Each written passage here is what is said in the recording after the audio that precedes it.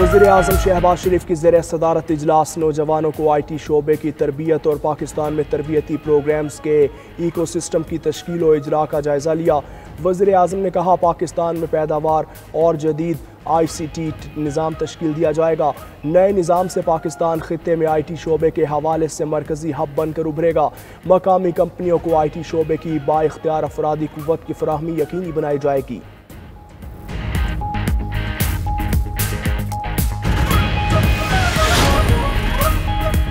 Budget के मामले पर सिंध और विफाक आमने सामने। कमेटी का PWD के प्रोजेक्ट सिंध को ना देने पर एहतजाज।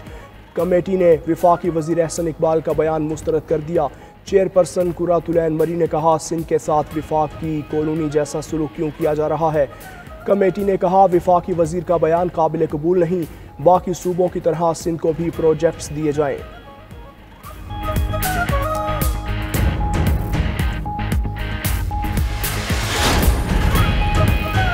सुप्रीम कोर्ट के आईनी बेंच में मखसूस नशिस्तों से मुताल्लिक नजरसानी दरख्वास्त पर समात। जस्टिस जमाल मंदुखेल ने इस्तफसार किया कि आर्टिकल 51 के तहत ये नशिस्तें कैसे दी जाती हैं। क्या इनके तहत मखसूस नशिस्तें खाली भी छोड़ी जा सकती हैं? क्या किसी उम्मीदवार ने खुद इन हालात का तज़किरा किया जिसकी वजह से उन्हें सुन्नी इत्तेहाद काउंसिल में जाना पड़ा? क्या किसी उम्मीदवार ने कहा कि मैं मजबूर था, कोई बहाना तो बनाया होगा? जब रिटर्निंग ऑफिसर को इख्तियार नहीं तो सुप्रीम कोर्ट को कैसे ही आज़ाद उम्मीदवारों को PTI का करार दे।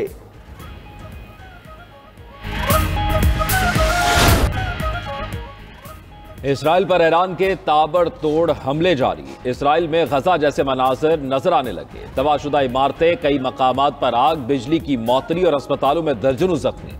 ईरानी हुक्काम के मुताबिक ताज़ा हमले में 100 के करीब बैलिस्टिक मिसाइल दाखिल। तेल अवीव, हीफा, बैत-ए-याम, मकबूजा, बैतुल मक़दस और एलात धमाकों से लरज़ उठे। 8 इसराइली हलाक, 92 जख्मी भी हो गए। इसराइली दिफाई निज़ाम ईरानी मिसाइल रोकने में नाकाम। मिसाइलों की बारिश से वस्ती इसराइल में हर तरफ तबाही, कई इमारतें और गाड़ियां तबाह। दर्जनों अफराद मलबे तले दबे हैं। इसराइली शहर हीफा में मिसाइल लगने से पावर प्लांट में आग भड़क उठी, बिजली की फराहमी बंद। ईरानी फौज का कहना है इस बार हमले में नए तरीके इस्तेमाल किए। हीफा में ऑयल रिफाइनरी और अहम साइंसी तहकीक मरकज को नुकसान पहुंचा। तेल अवीव के बेन गुरियन एयरपोर्ट पर भी हमले का दावा। मुसलसल सायरन बजने पर हजारों इसराइली जान बचाने के लिए बंकर्स में पनाह लेने पर मजबूर। सैकड़ों इसराइली मुल्क छोड़कर भी जाने लगे। ईरानी हमलों से अमरीकी सिफारत खाने को भी नुकसान। हुक्काम का सिफारत खाना बंद रखने का ऐलान। ईरानी जवाबी हमलों में जुमे से अब तक 23 इसराइली हलाक और 500 के करीब जख्मी हो चुके। इसराइल ने इमरजेंसी के नफाज की मुद्दत 30 जून तक बढ़ा दी। तबाही बढ़ने पर इसराइली फोर्सेस ने आलमी मीडिया को कवरेज से भी रोक दिया।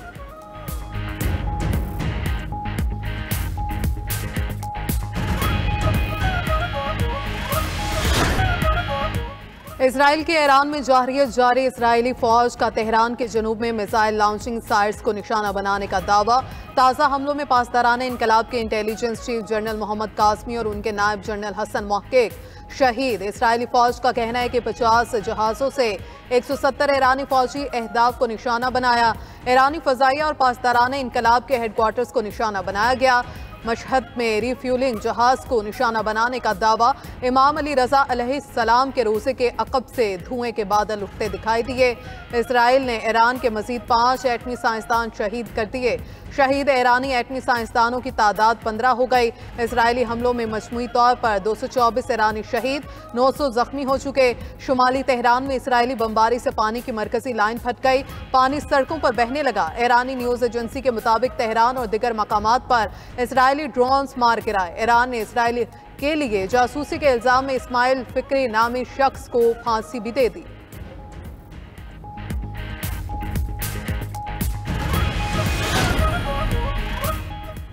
हालत जंग में मुज़ाकरात नहीं करेंगे। ईरान ने सालिस, कतर और ओमान को आगाह कर दिया। ईरानी सदर मसूद पज़ेश्कियान कहते हैं इसराइल के हमले जारी रहे तो जवाबी कार्रवाई इंतहाई ताकतवर और फैसला कुन होगी। ईरानी फौज ने अब तक दुश्मन को बहुत मुनासिब जवाब दिया है। अमरीका इसराइली हमलों में बराह रास्त मुलव्वस है। ईरान सख्त जवाब देगा। ईरानी फौज ने इसराइली आबादकारों से कहा कि वह मकबूजा इलाके फौरी तौर पर खाली कर दें। इसराइल का कोई कोना रहने के काबिल नहीं छोड़ेंगे। पासदारान इनकलाब के senior commander major general Mohsen Rezaei का कहना है कशीदगी तवील होगी मगर ईरान अपनी पोशीदा ताकत के जरिए आखिरकार फतह हासिल करेगा। ईरान के पास ऐसी खुफिया ताकत मौजूद है जिसका इस्तेमाल अभी बाकी है।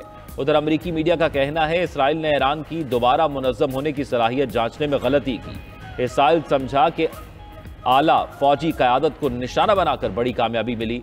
इसराइल को अंदाजा नहीं था कि ईरानी फौज इतनी जल्दी दोबारा मुनज़्ज़म हो जाएगी।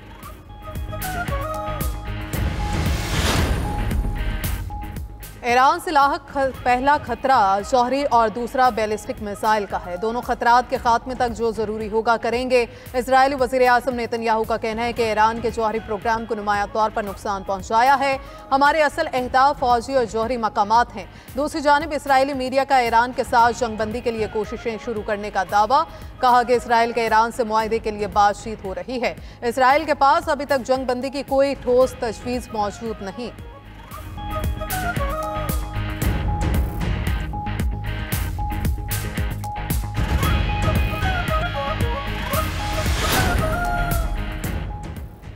अमेरिका ईरान इसराइल जंग में शामिल हो सकता है। अमेरिकी सदर डोनाल्ड ट्रंप का इंदिया साथ वाज़े भी किया कि फिलहाल अमेरिका किसी फौजी कार्रवाई में मुलव्वस नहीं है।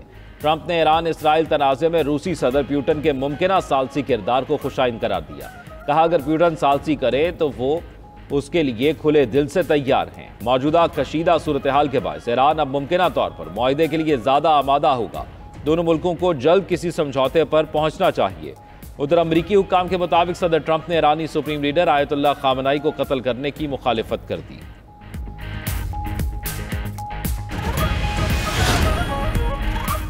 G7 मुमालिक के अहम इजलास में इसराइल ईरान कशीदगी में कमी के तरीकों पर तबादला ख्याल। जर्मन चांसलर फ्रेडरिक मर्ज का कहना है G7 इजलास में तनाज़े के हल के लिए अहम निकात पर इत्तफाक होगा। पहला नुक्ता यह है कि ईरान जौहरी हथियार नहीं बना सकता।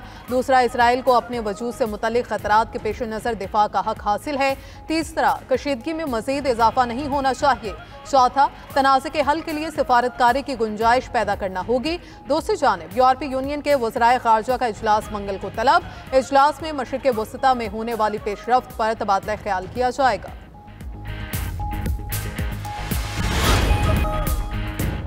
नायब वज़ीर आज़म इसहाक डार का तुर्क हम मनसब से टेलीफोनिक राबिता। ईरान इसराइल जंग बारे तबादला ख्याल किया गया। तर्जुमान दफ्तर खारजा के मुताबिक दोनों रहनुमाओं ने खित्ते की बिगड़ती सूरत हाल पर गहरी तशवीश का इजहार किया। इसहाक डार की अगले हफ्ते इस्तंबुल में होने वाली OIC वज़राए खारजा इजलास में शिरकत की यकीन दहानी।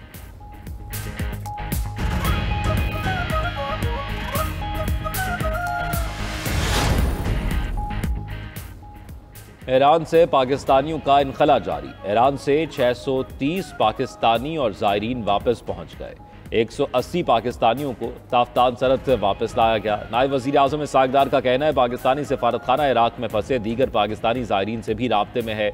वज़ारत खारजा में क्राइसिस मैनेजमेंट यूनिट 24 घंटे फ़ाल है। ईरान में फंसे पाकिस्तानी तलबा भी वापस वतन के लिए रवाना। ज़राए के मुताबिक हरमज़गान और जंजान यूनिवर्सिटी के 177 तलबा बॉर्डर के लिए रवाना।